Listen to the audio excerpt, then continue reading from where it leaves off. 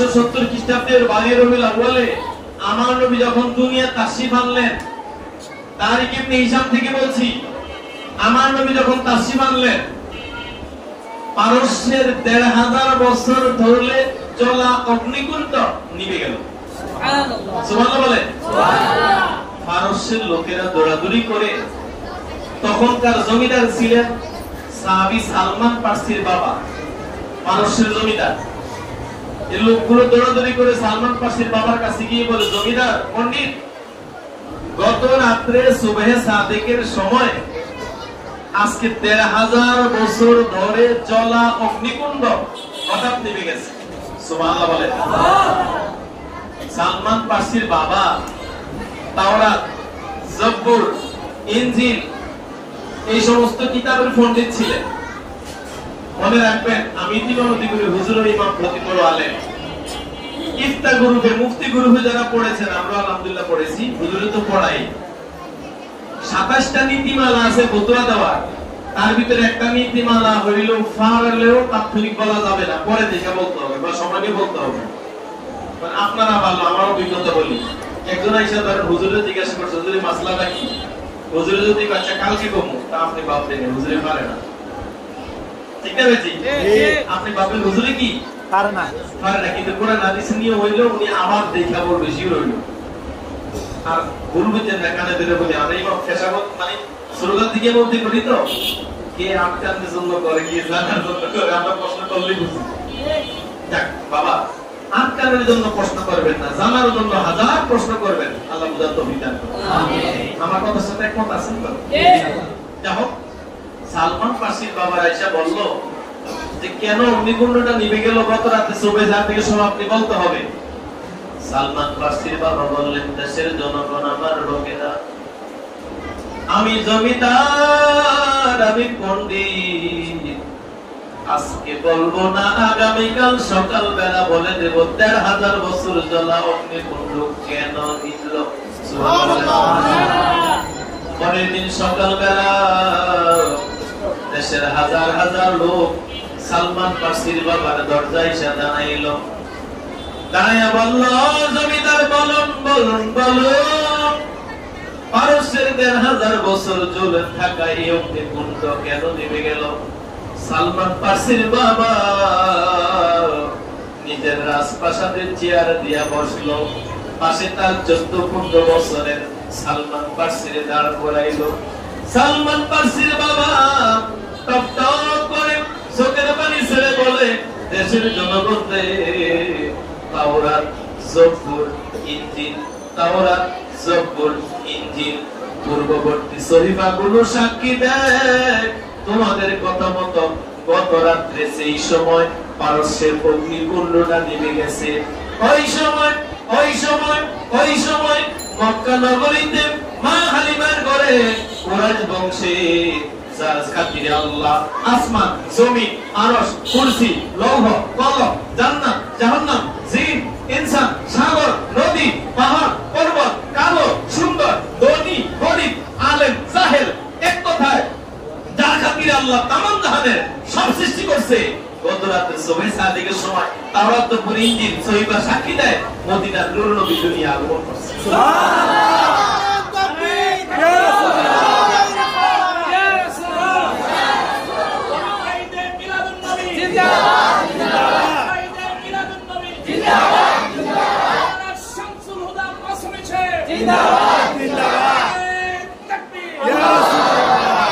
তাওরাত, জব্বুর, ইনজিল, সহিফা করা বন্ধ করার জন্য।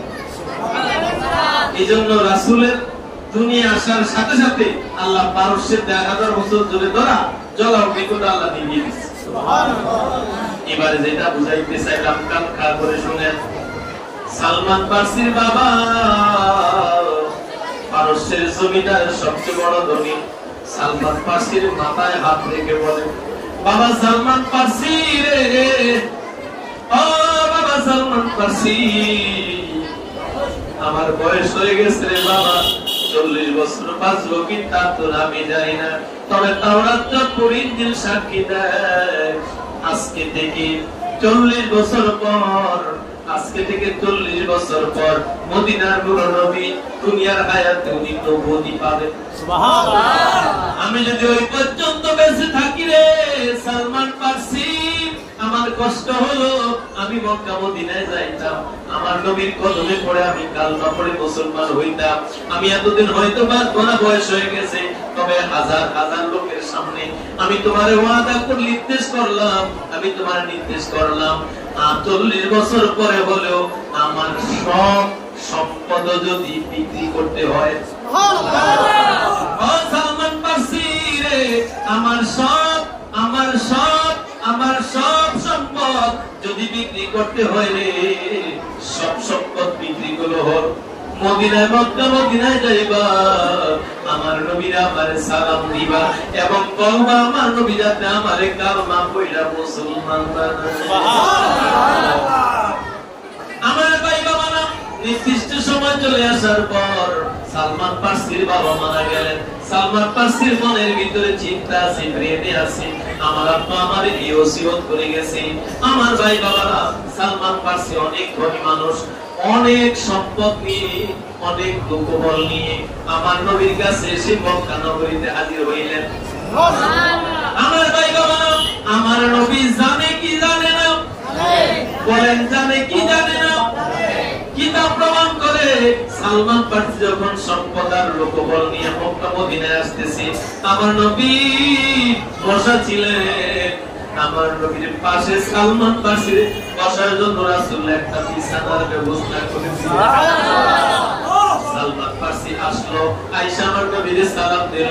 সালাম দেওয়ার পর সালমান ফার্সি বলে, ইয়া রাসূলুল্লাহ, ইয়া হাবিবাল্লাহ, আমার আব্বা পারস্যের জমিদার ছিলেন, আমার আব্বা অগাধ সম্পদ আমারে দিয়ে গেছে, আমার আব্বা আমারে 2টা ওসিয়ত করছে। সুবহানাল্লাহ।